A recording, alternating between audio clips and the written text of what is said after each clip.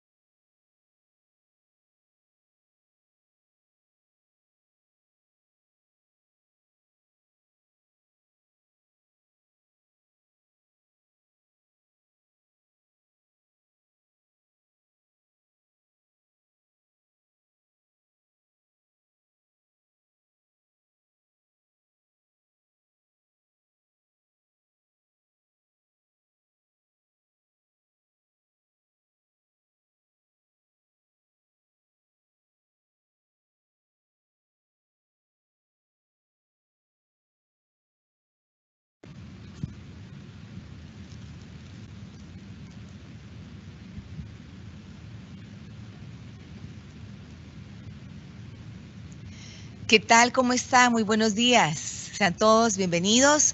El Banco Central de Reserva pues les da la más cordial bienvenida y abre este espacio virtual para presentar estudios e investigaciones técnicas realizadas por diferentes investigadores. Y en esta ocasión pues se desarrollará la conferencia técnica El bono demográfico y crecimiento económico en El Salvador, un comparativo con Centroamérica. Presiden este evento virtual el presidente del Banco Central de Reserva, Douglas Rodríguez, el gerente de Estudios y Estadísticas Económicas del Banco Central, César Alvarado, y nuestra expositora, Nelly García, senior del Departamento de Investigación Económica y Financiera del Banco Central. Enseguida escucharemos unas palabras a cargo del presidente del Banco Central, Douglas Rodríguez. Buenos días. Muy buenos días a todos.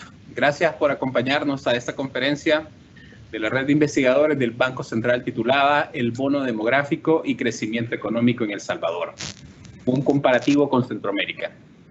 El crecimiento económico de un país ocurre de dos mecanismos desde la óptica de la producción, por un lado, mediante el aumento y avances en la productividad, y por el otro, debido al crecimiento de la fuerza de trabajo. El concepto de bono demográfico se deriva de este último componente. El bono demográfico hace referencia al crecimiento económico que potencialmente se puede lograr con cambios en la distribución por edades de la población. Se le llama bono porque es un periodo muy favorable, dado que la distribución de la población se modifica y la mayor participación corresponde a los jóvenes adultos en edad productiva. Por lo que hay personas que trabajan y producen bienes y servicios, impactando positivamente la economía de los países y propiciando la reducción de la pobreza, algo bastante importante para todos los países y en especial para los gobiernos. De acuerdo con la CEPAL, la población actual de América Latina y el Caribe es de alrededor de 652 millones de habitantes, de los cuales el 25% tiene menos de 15 años, mientras que las personas mayores representan el 12% del total de la población. Desde fines de la década de los 60, la región ha experimentado importantes cambios en su dinámica demográfica, ya que la población está envejeciendo. La caída de la fecundidad es la principal característica de la transformación poblacional. Aunque dicha transición no es homogénea para todos los países, ya que tanto la magnitud como la velocidad de estos procesos difieren en cada uno de ellos. El Banco Mundial estima que para el 2050, los mayores de 65 años serán el doble en la región y habrá menos personas en edad para trabajar. Este cambio llevaría a que en promedio el gasto social pase del 12.8% del Producto Interno Bruto en el 2015 al 19% en el 2045, para poder cubrir los gastos que generaría una población más envejecida con mayores necesidades de cuidados de salud y obviamente de pensiones. Hasta el 2020, la población de 15 a 29 años constituyó el 26.9% de la población del total de El Salvador, y la de 30 a 59 años representó el 35.8% del total, de acuerdo a la encuesta de hogares y propósitos múltiples. Es decir, en nuestro país cuenta con una población mayormente joven, ya que las personas en edad productiva, es decir, de 15 a 59 años, constituyen el 62.7% de la población total. Por ello, y en línea con el mandato del gobierno del presidente Nayib Bukele, que se encuentra desarrollando iniciativas de recuperación y activación económica del país, el Banco Central de Reserva decidió investigar sobre la vertiente del bono demográfico, que puede constituir una herramienta de promoción del crecimiento económico de El Salvador si es aprovechada de una forma correcta. La transición demográfica trae consigo oportunidades y desafíos para las políticas públicas que deben de ser atendidas cuanto antes. Es muy importante aprovechar este periodo de bonanza para poder ahorrar más y financiar una mayor inversión, preparándonos para los cambios que existirán en un mercado laboral, el sistema de pensiones, el sistema educativo y el sistema de salud, debido a que la población mayor demandará una mayor cantidad de recursos en el futuro. Para que este bono se traduzca en beneficios reales para la sociedad, se requiere que las transformaciones de la población sean acompañadas por fuertes inversiones de capital humano, en especial para los jóvenes. Y fundamentalmente se necesitan políticas educativas y de empleo adecuadas e integrales para aprovechar los beneficios del bono sobre la cobertura educativa y potenciar sus efectos sobre la reducción de la pobreza y el desarrollo sostenible. Dejo con ustedes a nuestra expositora de hoy, que nos ampliará sobre los interesantes y útiles resultados obtenidos y las oportunidades que tiene El Salvador para desarrollar las políticas públicas que nos permitan aprovechar el bono demográfico. Les deseo un feliz día. Muchas gracias. Gracias. Bueno, antes de la presentación, quiero leerles un pequeño currículum. Es licenciada en Economía por la Universidad de El Salvador y posee un máster en Administración de Empresas por la Universidad Dr. José Matías Delgado. Actualmente es egresada del programa de doctorado en Ciencias Económicas de la Universidad de El Salvador. En cuanto a su experiencia, ha sido metodóloga de la encuesta de hogares de propósitos múltiples en la Dirección General de Estadísticas y Censos DIGESTIC. Actualmente se desempeña como senior del Departamento de Investigación Económica y Financiera del Banco Central de Reserva. Hoy sí escuchemos la presentación de Nelly García. Buenos días. Bueno, tengan todos muy buenos días. Es un gusto para mí poder acompañarles esta mañana. En primer lugar, dar las gracias a las autoridades del Banco Central por permitirnos este espacio de la red de investigadores del Banco Central para dar a conocer los principales resultados de este tema tan relevante. También quiero agradecer a cada uno de ustedes que nos acompañan bajo esta modalidad virtual.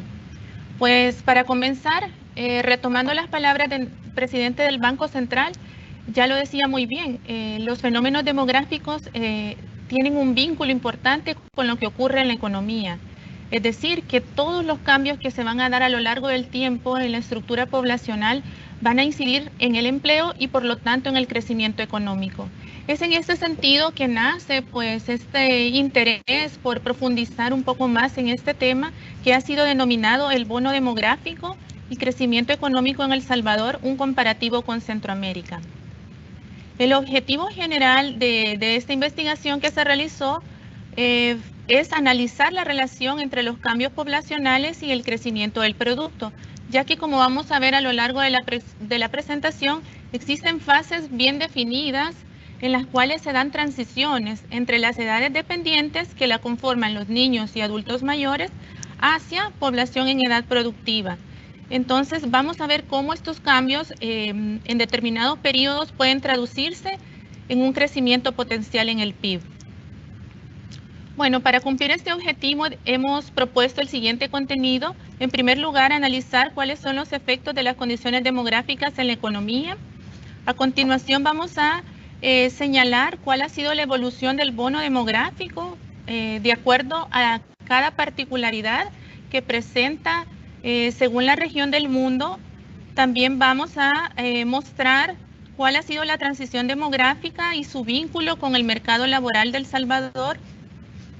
A continuación presentaremos cuáles son los resultados de un pequeño ejercicio que se hizo en cuanto a crecimiento y cambios poblacionales en Centroamérica, lo cual nos llevó a plantearnos, o más bien a responder la pregunta, cómo aprovechar el bono demográfico. Y finalmente pasaremos a enumerar las principales conclusiones. Bueno, tal como lo decíamos, existen efectos de las condiciones demográficas en la economía.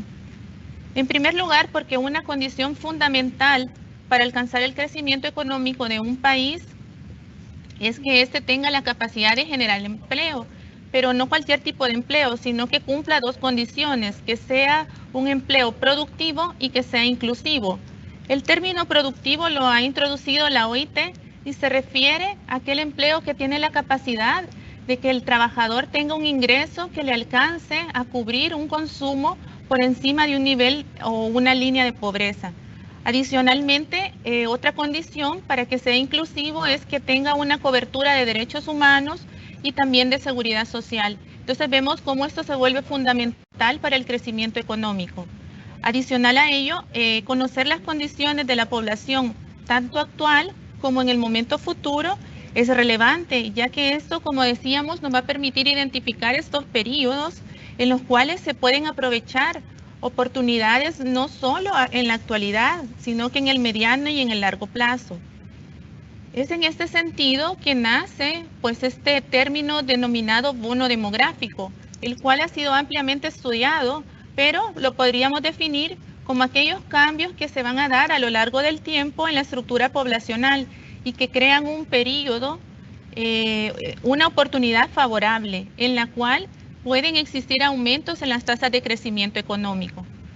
Entre algunos autores tenemos a Bloom y otros que lo han estudiado ampliamente y lo explican como la parte del crecimiento económico de un país que resulta de los cambios que ocurren en las estructuras de edad de la población, porque justamente en este periodo ocurre una particularidad: aumenta la importancia relativa de los grupos en edades potencialmente productivas. Esto se refiere o se traduce en que en este periodo hay un aumento en el tamaño relativo de la fuerza laboral, lo cual es positivo, ya que va a haber una mayor cantidad de fuerza laboral disponible para ingresar en el mercado de trabajo, y lo cual podría significar la creación de un crecimiento económico potencial. Como vamos a ver, esto no se da de manera automática, sino que tienen que haber condiciones previas en el mercado laboral para que esta absorción sea adecuada. Para continuar, me gustaría mostrarles un poco cuáles han sido las tendencias de la población a lo largo del tiempo. En esta lámina podemos ver la tasa de dependencia por regiones del mundo. Esta tasa de dependencia es un indicador proxy del bono demográfico y lo que mide es la relación que existe entre la población dependiente, que está definida como la población de 0 a 14 años, y los mayores de 65 años entre la población productiva, es decir, la que se encuentra en los rangos de edad de 15 a 64 años. Entonces, vamos a ver que en realidad es un indicador que nos muestra la carga económica que significa esta población dependiente en relación a la población productiva. Si vemos en el panel izquierdo tenemos la tendencia de la tasa de dependencia mundial, en la vemos el primer año, 1965, donde la tasa de dependencia fue aproximadamente de un 78%, lo cual indica que existían 78 personas en edad dependiente por cada 100 personas en edad productiva, es decir, una carga bastante elevada. Si nos movemos hacia la derecha, pues vamos viendo cómo la caída ha sido sostenida, aunque ha sido un poco lenta. Vemos que hacia el año 2005 vamos a experimentar las tasas de dependencia menores a nivel mundial cerca y se van a reducir aproximadamente hacia el 50%. Vemos también que hacia el año 2030 y 2050 pues la tendencia se revierte debido a que, como vamos a ver, la población en edades mayores pues van a ejercer una presión en el futuro. Hay que destacar acá algunos casos muy particulares. Por ejemplo, el caso de Asia, una región que presentó un bono demográfico bastante temprana, ya desde la década de 1980-85, ya las tasas de dependencia tendían a crecer aceleradamente. Esto también hay que mencionarlo, que está relacionado con la época favorable que vivió esta región del milagro asiático, que mucho se habla de muchas políticas educativas, de promoción de la producción, pero también el elemento demográfico fue clave, ya que esta caída en la tasa de dependencia significó que la población ingresara mayoritariamente al mercado laboral. El caso de Europa, si nos fijamos, es totalmente contrario a lo que muestra el mundo, debido a que esa región se caracteriza por ser una región con una población envejecida. Esto, de alguna manera, significa un reto y un desafío para las futuras autoridades que vengan, puesto que vemos que para el año 2030, 2050, la tasa de dependencia va a rondar por encima del 65%. Entonces vemos que esto complica debido a que va a significar una carga para el sistema de pensiones y también para el mercado laboral, porque algunas estadísticas revelan que la edad promedio hacia el año 2050 de Europa va a ser de 50 años. Entonces vemos que esto complica un poco el mercado laboral, pues no va a haber pues aquella disponibilidad de fuerza de trabajo. El caso de Latinoamérica y El Salvador, por ejemplo, son bastante similares. Para el caso de América Latina vemos cómo la tasa de dependencia ha ido cayendo, llegando a niveles mínimos hacia el año 2005, cercanas al 40%. También El Salvador, vemos cómo en 1975 su tasa de dependencia era aproximadamente de un 88%, es decir, 88 personas en edades dependientes por cada 100 personas en edad de trabajar, lo cual estuvo asociado a esa época de la población en la cual se dio una explosión en las tasas de natalidad, lo cual caracterizó muy bien a la época del baby boomer, en la cual se da ese efecto de aumento de la población debido a que las familias eran extensas en cuanto al número de miembros, pero esta tendencia se revierte ya desde los 70s. Vemos cómo en el año 2005 va a llegar a niveles mínimos. Igual hacia el año 2030 vemos cómo la tasa de dependencia va a alcanzar cerca de un 45%. Entonces vemos acá cómo cada región ha tenido sus particularidades. Otros aspectos a señalar, pues que han caracterizado, que han permitido este bono demográfico, se pueden mencionar para el caso de Asia y particularmente para los países de Japón, Corea del Sur, Taiwán, Singapur, Tailandia e Indonesia. Vemos que son representativos de este bono demográfico, puesto que fueron el primer grupo de países que lograron bajas tasas de fertilidad, aumentar la esperanza de vida, y esto estuvo asociado a los cambios en la estructura por edades. También vemos lo que ya mencionábamos, que están relacionados estos resultados con el desarrollo que experimentó esa región, lo cual revela o da la primera evidencia de la relación que existe o de los efectos significativos que hay en el desarrollo cuando hay un pleno aprovechamiento de los cambios en la población. El caso de América Latina también vemos cómo esa región experimentó cambios sustanciales en cuanto a la estructura por edades. Sin embargo, esta no se dio tan rápidamente como en el caso de Asia, pero sí vemos que hacia la década de 1960 empezaron los cambios más fuertes, lo cual estuvo relacionado con las mejoras en los niveles de población de esa población. Por ejemplo, hubo una disminución en las tasas de mortalidad infantil debido a mejoras en el control de las enfermedades contagiosas, respiratorias, parasitarias, y lo cual se tradujo en una disminución de la tasa de mortalidad para toda la población. Es decir, finalmente se tuvo un aumento importante en la esperanza de vida para la población de esta región.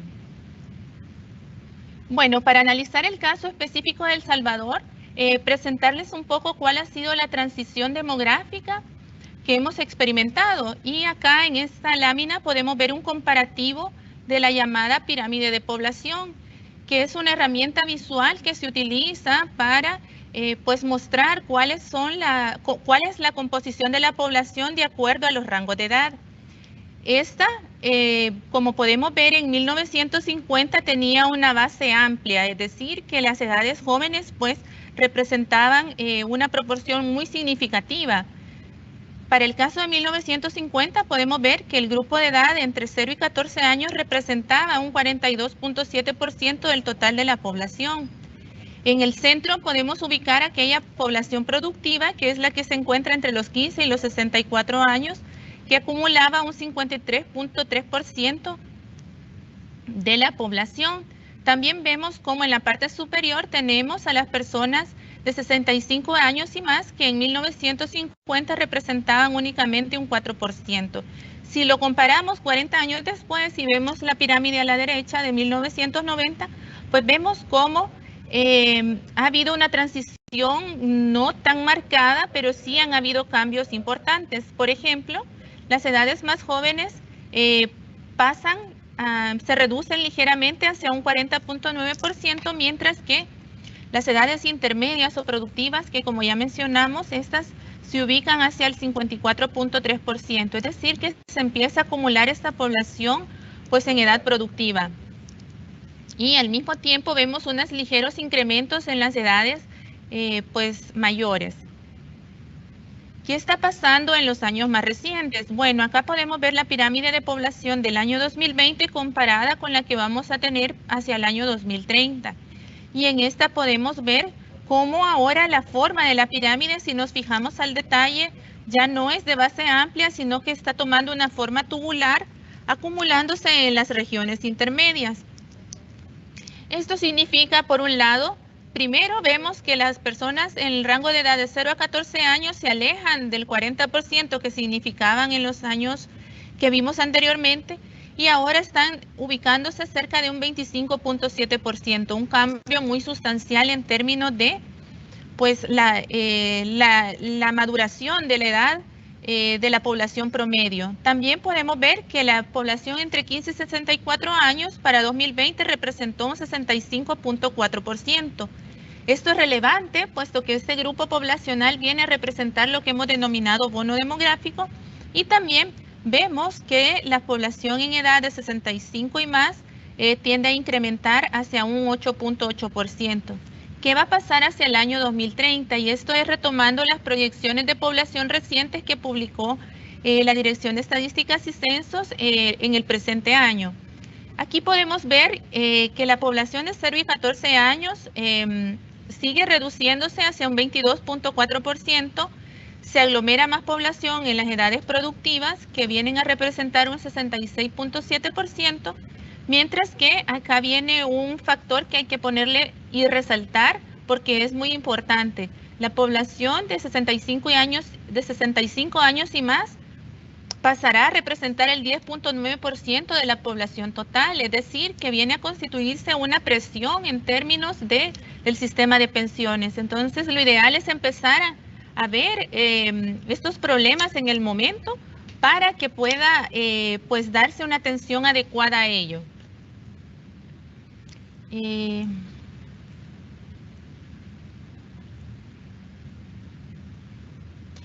En esta parte donde les comentaba, pues el 10.9% es el que va a venir a significar un aumento y una presión para el sistema de pensiones en el futuro. ¿Cómo vinculamos esta transición demográfica con el mercado laboral? Bueno, a la izquierda vemos nada más para recalcar lo que ya dijimos al inicio, que cómo la población se empieza a concentrar en las edades intermedias. En esta franja vemos a la población de 15 a 64 años que empieza a acumularse y viene a significar también respecto a la población de 65 años y más, vemos cómo empieza a transitar de un 8.8% en 2020 llegando hacia un 16.1% en 2050. Entonces esto es lo que veníamos recalcando anteriormente. Ahora, al analizar la tasa de dependencia económica de El Salvador, quisimos analizar un periodo amplio desde 1950 hacia las proyecciones de 2050. Y vemos, aquí vemos la tendencia bien marcada hacia la formación del bono demográfico. Hay que señalar primero que en el año 2050, si nos ubicamos en este punto, la tasa de dependencia total era de 87.6%, es decir, que existían 87 personas en edad dependiente por cada 100 personas productivas.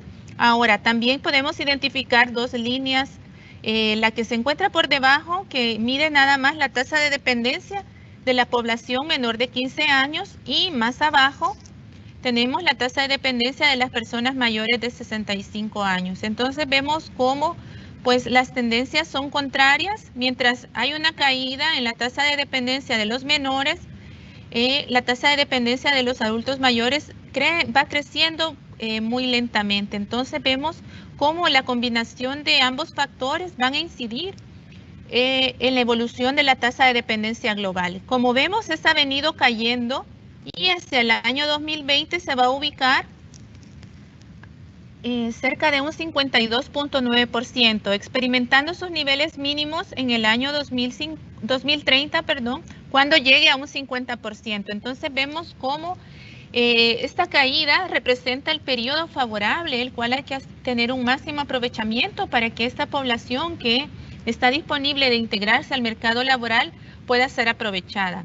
Hacia 2050 vemos que la tendencia se revierte y la tasa de dependencia empieza a incrementar hacia un 51%, resultado de el incremento significativo que ha tenido la tasa de dependencia de los mayores, que va a alcanzar un 24.4% para dicho año.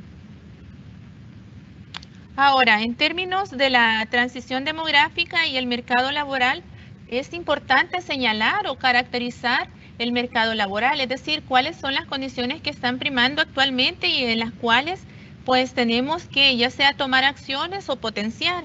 Y en ese sentido, destacar algo muy importante, que es cuál es la estructura de los ocupados actualmente en la economía. En esta gráfica podemos ver un comparativo de cómo se encontraban los ocupados distribuidos en 1990 y vemos cómo el sector agropecuario tenía una importancia del 36%. Por su parte, la industria representaba un 22% y los servicios un 42%. Entonces, si lo comparamos con el año 2020, podemos ver una transición importante. Los servicios han venido a acumular la mayor parte de los ocupados, volviéndonos una economía terciarizada, pues ahora los servicios representan un 61.5%. El sector agropecuario se ha visto disminuido y ahora representa únicamente un 15.9%, mientras que la industria se ha mantenido en torno al 22%. Entonces vemos cómo esto es un llamado pues de atención, puesto que lo que se busca es que se vayan incrementando la participación de los ocupados en los sectores más productivos de la industria y también los servicios de alto valor agregado.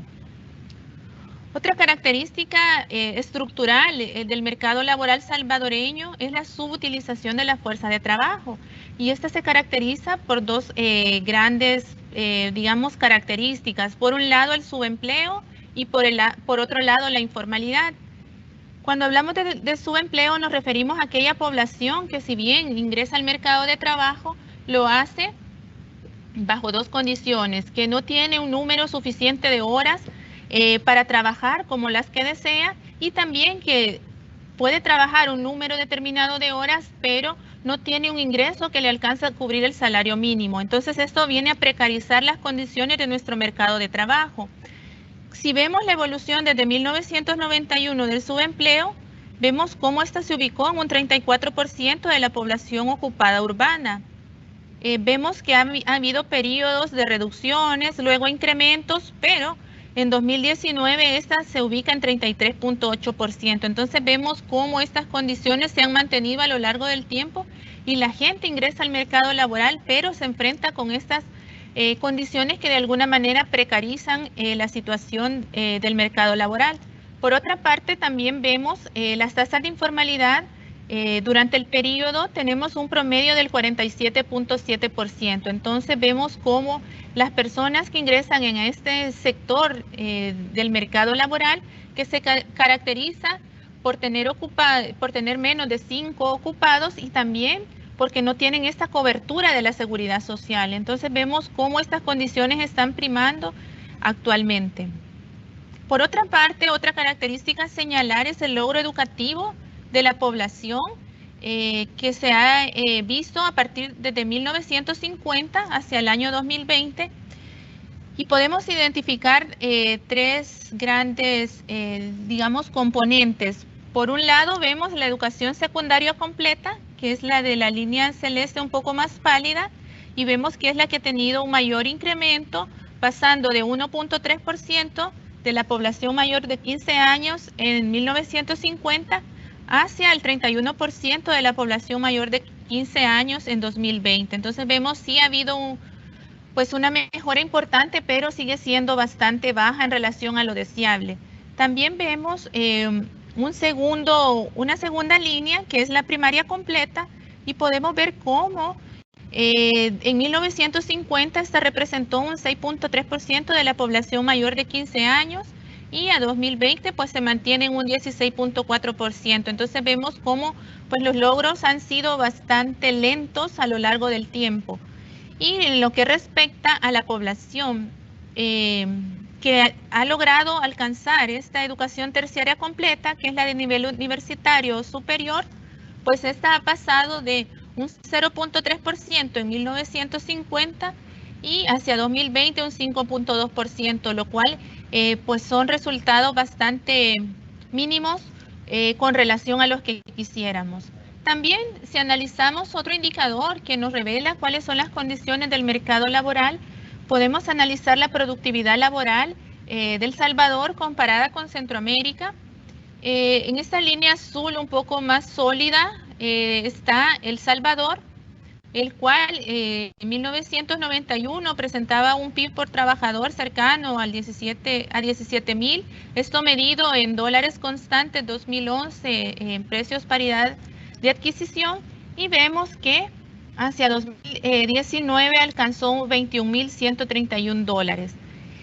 ¿Cómo se ve esta relación respecto a la región? Pues vemos primero que nos mantenemos por debajo del promedio de productividad laboral de América Latina, que es de 34.995 dólares. También nos encontramos muy por debajo de países como Panamá, con una productividad laboral de 67.019 dólares, y de Costa Rica con 43.620. Entonces vemos que todavía tenemos retos en cuanto a aumentar estos niveles de productividad, y que el bono demográfico pues viene a constituirse en una oportunidad importante. Pasando al modelo o un poco al ejercicio que se realizó en esta investigación, presentarles este modelo denominado contabilidad del crecimiento bajo un enfoque demográfico laboral. Acá podemos ver una ecuación inicial en la cual se define o se calcula el Producto Interno Bruto per cápita, ya no de forma convencional como se hace normalmente, que es el volumen del PIB se divide entre el total de la población. En cambio, esta metodología tiene la ventaja de separar a la población de acuerdo a la forma en que participan y de acuerdo a la forma en que interactúan con el mercado de trabajo. En este sentido, podemos decir que el Producto Interno Bruto per cápita, que es el denominado YN, depende de la productividad por trabajador YL, también está en función de la tasa de participación de la fuerza de trabajo L sobre WA, y además también depende o se explica de la proporción de la población en edad de trabajar respecto al total de la población WA sobre N.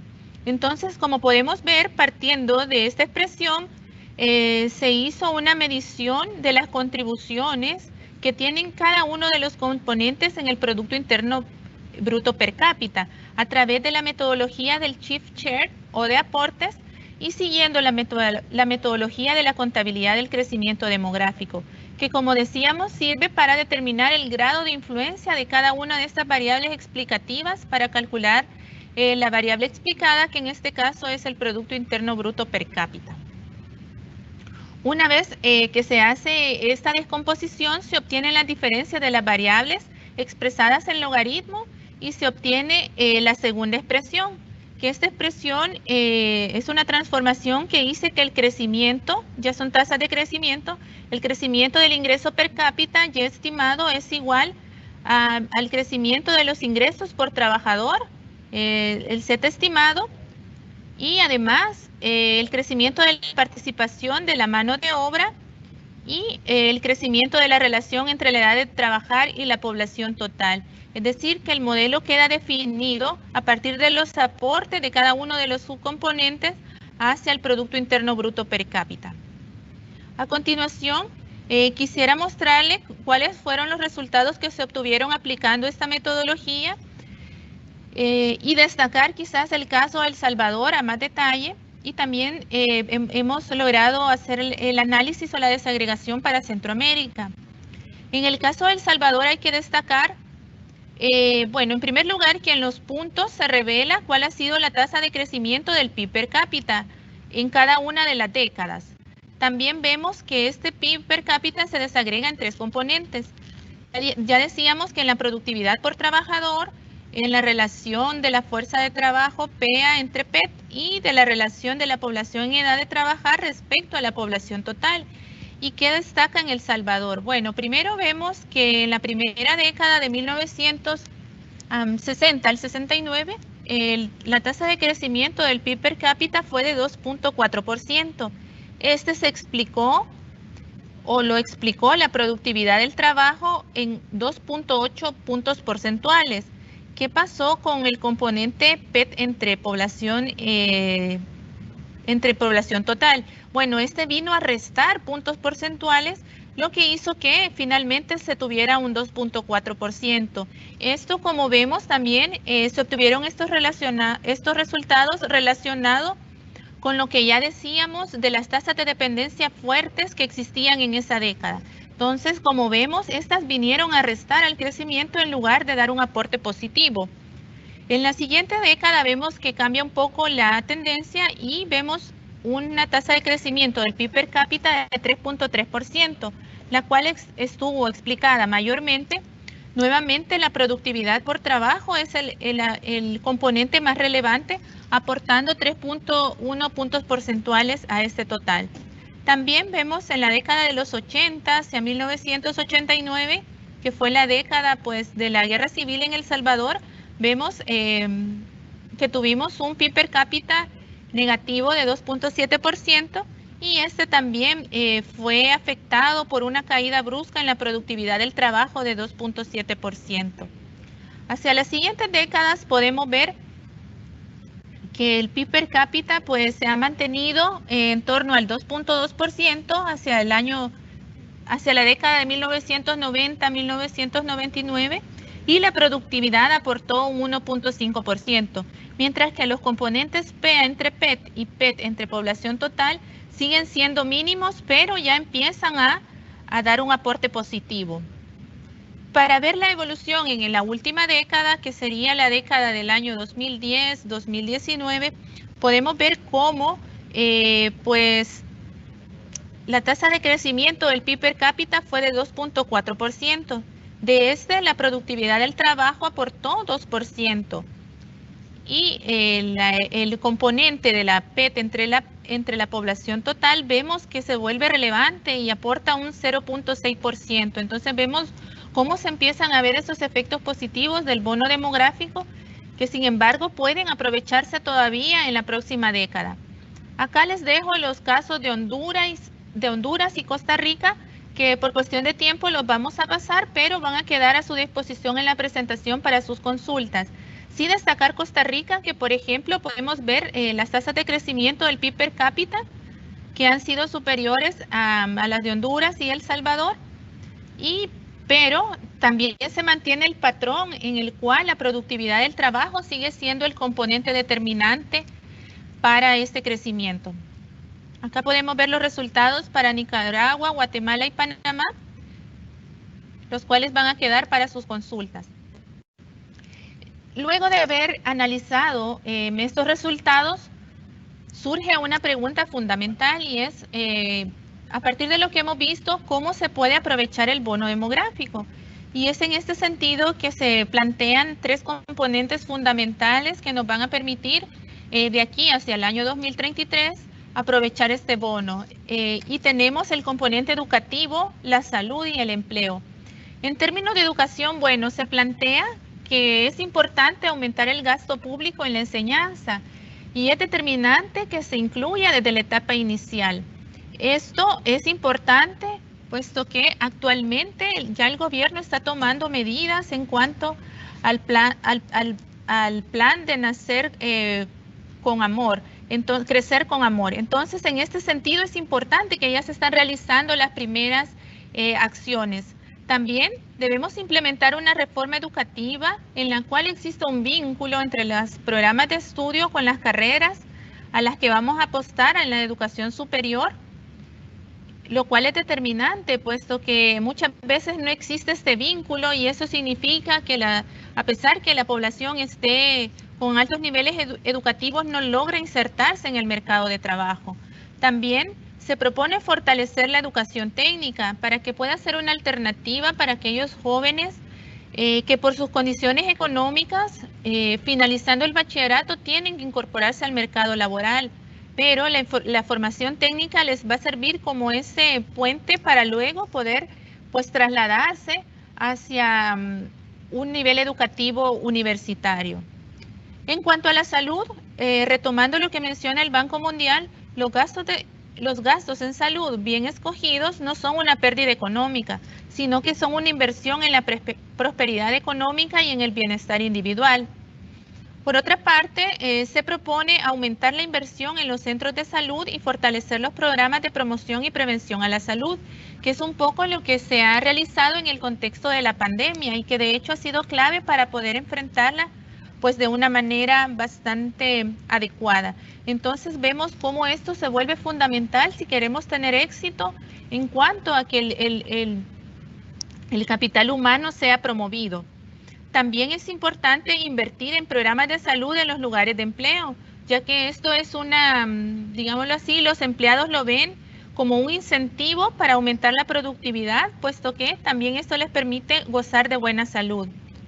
En cuanto al empleo, se propone, pues ya vemos que el aumento de la población en edades productivas únicamente se va a materializar en crecimiento del PIB per cápita en la medida que vaya acompañado de un aumento en las tasas de participación y en este caso señalar que debe aumentarse la participación de las mujeres. Si se fijaron en las pirámides de población, la población femenina tiene una mayor proporción que la masculina, entonces esto significa una oportunidad que puede aprovecharse en el mediano plazo. También se propone diseñar una política económica laboral que permita la integración de los trabajadores en empleos formales de calidad, ya que como vemos hay altos niveles de informalidad y necesitamos ir transitando hacia estos nuevos niveles de formalidad. Y también se propone fortalecer el empleo productivo en los sectores de alto nivel de especialización que requieran competencias y capacidades de acuerdo a los que ha recibido la población y que estos se mantengan en línea con los sectores que ya se han identificado como de mayor productividad. Para ir finalizando, pues las conclusiones, en primer lugar, se estima que El Salvador cuenta con un bono demográfico que inició en el año 2011 y que se prolongará hasta 2035. Esto representa un gran reto, puesto que debe de haber un diseño y ejecución de políticas públicas encaminadas a aprovechar este potencial en términos de creación de empleos. También debe apostarse a aumentar la productividad de los trabajadores, puesto que los resultados del modelo muestran que la productividad por trabajador es el elemento más determinante y el que mayor ha aportado a lo largo del tiempo al crecimiento del PIB per cápita. Es en este sentido que debemos trabajar en este aumento de la productividad del trabajo.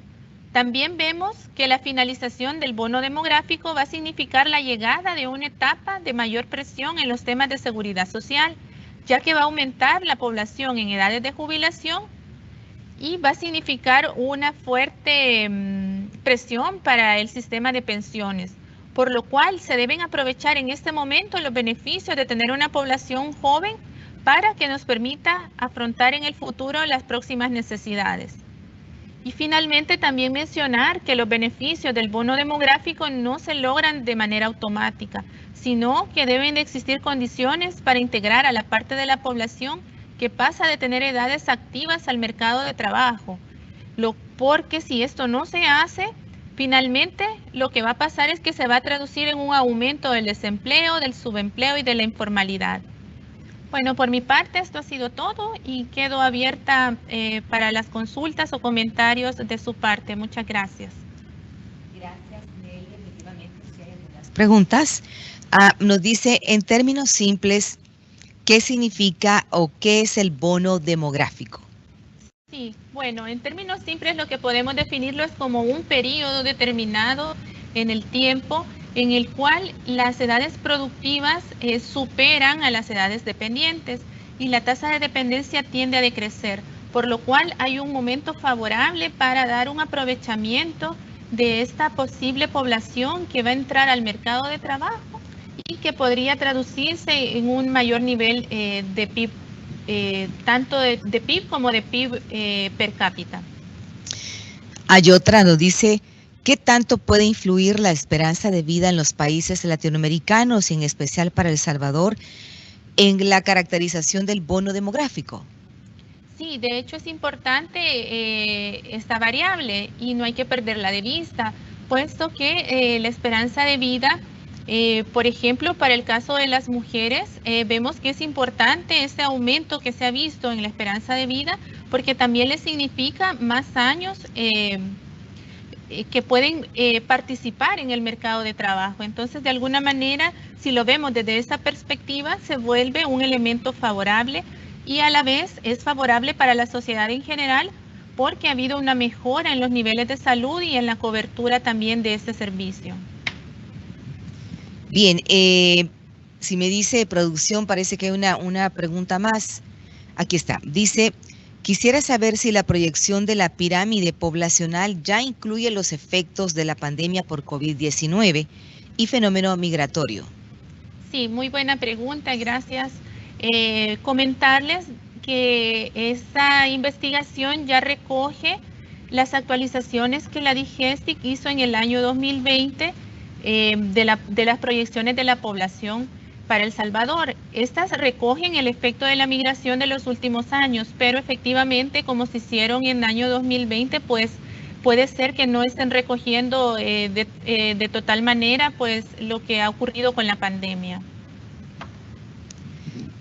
Bien, al parecer sí hay otra pregunta, dice, gracias por la presentación, dice, ¿han hecho estimaciones de cuánto podría reducirse el crecimiento económico al pasar la etapa del bono demográfico? Sí, en ese sentido no ha habido, digamos, como tal una estimación, pero sí podemos ver que van a ocurrir cambios. Entonces, podemos trabajar en ello, pero a la fecha no se ha hecho una estimación puntual de ese aspecto en particular. Bueno, parece que no hay más preguntas, entonces finalizamos así este evento técnico virtual que teníamos para ustedes planificado esta mañana. Gracias a nuestra expositora y a ustedes por haberse conectado y será hasta un próximo evento que tengamos. Por el momento pasen un muy buen día y feliz fin de semana también. Hasta pronto.